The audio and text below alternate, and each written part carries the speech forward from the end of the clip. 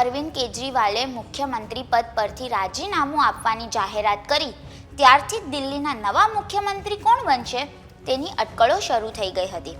જોકે હવે આ અટકળોનો અંત આવ્યો છે. દિલ્હીના મુખ્યમંત્રી તરીકે હવે આતિશી કાર્યભાર સંભાળશે. આ અંગે પહેલાં જ અટકળો સંભળાઈ રહી હતી.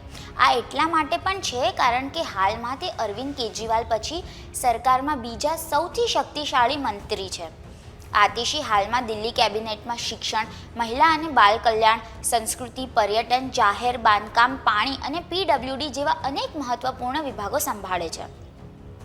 એટલું જ નહીં, આતિશી મુખ્યમંત્રી કેજરીવાલના વિશ્વાસુ સહયોગી પણ કહેવાય છે. આ જ કારણ છે કે મુખ્યમંત્રી પદ માટેના તેમના દાવાને કોઈ નકારી શકતું ન હતું.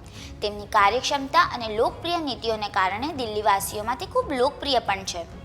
મંગળવારે અરવિંદ કેજરીવાલના નિવાસ સ્થાને વિધાનસભ્ય દળની બેઠક મળી હતી, જેમાં દિલ્હીના નવા મુખ્યમંત્રીના નામની જાહેરાત કરવામાં આવી હતી.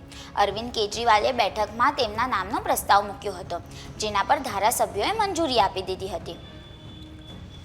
આતિશી માર્લેનાનો જન્મ 8 જૂન 1981 થયો હતો.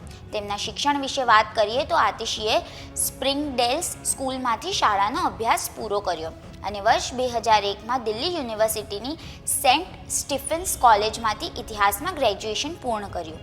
આ પછી તેમણે વધુ અભ્યાસ માટે ઓક્સફર્ડ યુનિવર્સિટીમાં એડમિશન લીધું હતું. અહીં તેમણે 2003માં ઇતિહાસમાં માસ્ટર ડિગ્રી પૂર્ણ કરી હતી. આતિશી માર્લેનાએ જાન્યુઆરી 2013માં પોતાની રાજકીય કારકિર્દીની શરૂઆત કરી હતી. આતિશી આમ આદમી પાર્ટીની સ્થાપના સમયે આ પાર્ટીમાં જોડાઈ હતી.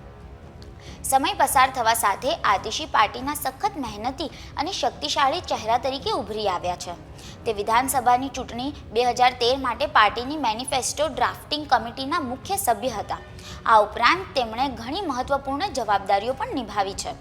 આતિશીએ જુલાઈ 2015થી એપ્રિલ 2018 સુધી દિલ્હીના ઉપમુખ્યમંત્રી અને શિક્ષણ મંત્રી મનીષ સિસોદિયાના સલાહકાર તરીકે કામ કર્યું હતું. આ સમયગાળા દરમિયાન તેમણે દિલ્હીની સરકારી શાળાઓમાં શિક્ષણનું સ્તર સુધારવા માટે ઘણી યોજનાઓ પર કામ કર્યું છે. તેઓ આપ પ્રવક્તા તરીકે પણ લોકોમાં ખૂબ પ્રખ્યાત છે. 2019ની લોકસભા ચૂંટણીમાં આપે તેમને પૂર્વ દિલ્હીથી પોતાના ઉમેદવાર બનાવ્યા હતા, પરંતુ આતિશીને ભાજપના ઉમેદવાર ગૌતમ ગંભીરથી હારનો સામનો કરવો પડ્યો હતો. આ પછી આતિશી માર્લેના સિંહે 2020ની દિલ્હી વિધાનસભાની ચૂંટણી કાલકાજી મત વિસ્તારથી લડી હતી અને ભાજપના ઉમેદવારને હરાવીને મોટી જીત મેળવી હતી. આ ચૂંટણી બાદ તેમને આપના ગોવા યુનિટના પ્રભારી પણ બનાવવામાં આવ્યા હતા. દેશમાં હાલમાં મહિલા મુખ્યમંત્રીની વાત કરીએ તો તેઓ દેશમાં બીજા મહિલા મુખ્યમંત્રી બનશે. હાલમાં પશ્ચિમ બંગાળમાં મમતા બેનર્જી મુખ્યમંત્રી છે.